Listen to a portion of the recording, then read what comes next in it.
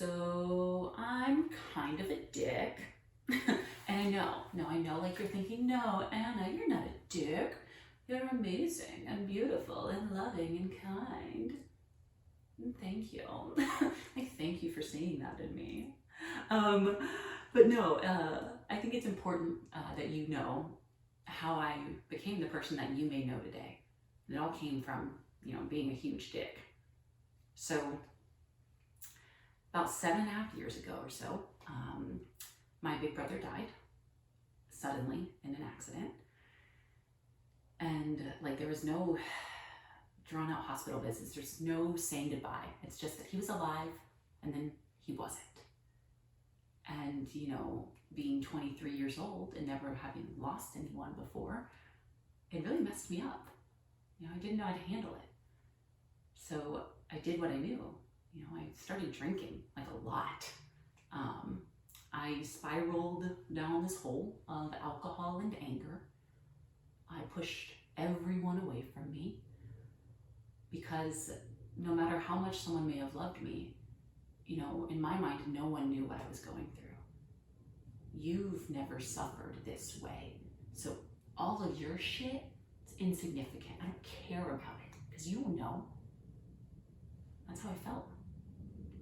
I lost my ability to connect to other people. So mad. And this might be where you think I'm going to say meditation saved me. Well, you would be wrong. Meditation did not save me. I was mad. How could sitting on my ass possibly have saved me? No. Actually, it was like the opposite. Hitting things saved me. Yeah, like a healthy dose of violence and sweat saved my life. I started training at a Muay Thai gym a few days a week, which was a great outlet for my anger, and also helped me drink less. And a couple years later, I actually ended up teaching kickboxing because this thing had changed my life so much. And when I started teaching, that's when things started to change inside a little bit, though I didn't know it at the time. Through sharing this thing that had helped me so much, I started to kind of connect to people a little bit, and people started to open up to me. And I realized that everyone who was there because they wanted something in their life to be different. They had some kind of suffering. And it was actually these students who encouraged me to become a yoga teacher. I was like, what? Like me? Okay, sure. But I did it. I did the thing. I took a teacher training, and in doing that, started to look inward a little bit more. And I realized that the world didn't have to be the way I was experiencing it. So how did we get here? How did we get to meditation? Well, it's 2020, actual dumpster fire of a year, actual apocalypse. So naturally, I'm scrolling Instagram. Yeah. As I'm scrolling Instagram, I see this advertisement for a meditation teacher training.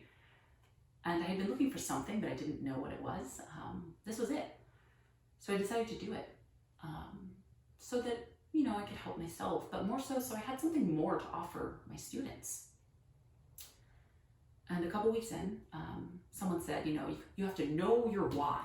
As in, why are you doing this thing? And I had this oh shit moment. Why am I here? Who am I to think that I can do this thing, teach this thing I barely even dabbled in? So I did the thing. I sat down, I meditated. And there's this type of meditation you can do where you call on a guide and you picture them in front of you. And you imagine all of their highest qualities. Really, it's a mirror, for what you hold dear, right? But I did this thing. Sat down, closed my eyes, and I called my teacher. As I pictured him in front of me, I got to see and witness his just immense capacity for kindness, for love and compassion. You may know him. He's got a great big beard. As I witnessed these things, tears just streamed down my face. And I remembered, that's why I'm doing this. That's why I'm here. I came here as an act of service, and each time I sit on my ass, that's what it is. It's an act of service. I close my eyes and I imagine a different world. A world in which I'm free from suffering, and so is everyone else around me. Let's do that together for just a second. Close your eyes. Think of one thing in your life that causes you pain. It could be little. I hate sitting in traffic, I'm angry. It could be big. Oh, I've got anxiety. Really imagine the ways in which that affects your life.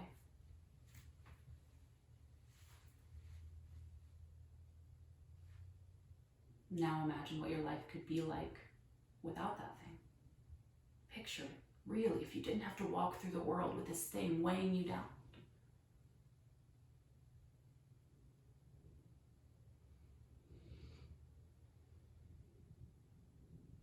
Now, knowing that you're not the only person who suffers from that thing, picture a world where nobody ever had to feel that way again.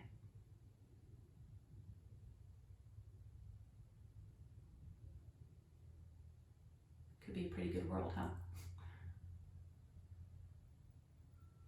You can open your eyes. So having done that, and knowing, that I sit on my ass for you, can you choose to do the same thing? Can you sit on your ass, close your eyes, and just imagine the world a little bit different? And if we all did that, what a world it could be. Thank you so much for joining me. That is all I have for you.